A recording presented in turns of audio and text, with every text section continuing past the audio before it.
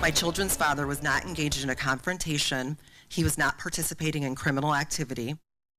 People in East Lansing are demanding answers after a man was stabbed and the suspect shot and killed by police tonight.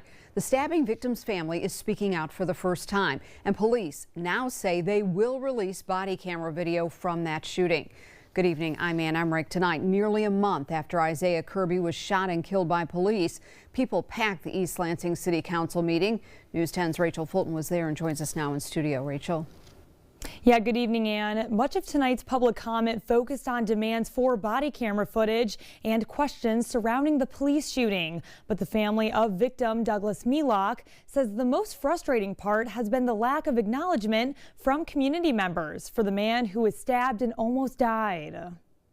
He sustained at least 12 stab wounds, along with numerous defensive blunt force injuries, while fighting for his life against a man 1/3 his age. While calls for transparency in the officer-involved shooting continue in East Lansing, Tuesday night, another perspective entered the spotlight. He was simply leaving a barber shop after getting a haircut when he was violently attacked from behind by someone he had never met as he was getting into his car. For the first time since the April 15th stabbing, Shelley David Boyd, the mother of victim Douglas Melock's children, spoke publicly about the impact the violence has had on their family. What has been especially difficult is watching so much public attention focus on the person accused of this violence, while the victim of this brutal and life-threatening attack has gone largely unrecognized and unacknowledged. Her comments came during a packed East Lansing City Council meeting where community members again pushed for accountability after the suspect, Isaiah Kirby, was shot and killed by East Lansing police. Everyone should be able to get body cam footage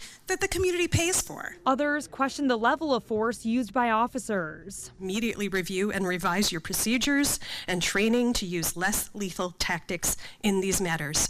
17 bullet wounds. But as much of the public conversation has centered around the shooting investigation, Boyd says her children have been living through their own trauma. Thankfully, his dad survived surgery, but when our son was finally allowed to see him, he collapsed on the hospital floor at the sight of him. Boyd also thanked first responders. Without them, my children would likely be planning their father's funeral. The Michigan State Police investigation remains ongoing. East Lansing City Manager Robert Bellman says the city expects to release 6 body camera videos along with 3 police vehicle camera videos by this Friday. And back to you at the desk. Rachel, thank you. Bellman says the city's updated video release will expand the narrated timeline of events from the very beginning all the way through the end. It will also include what he called raw video footage with legally required redactions.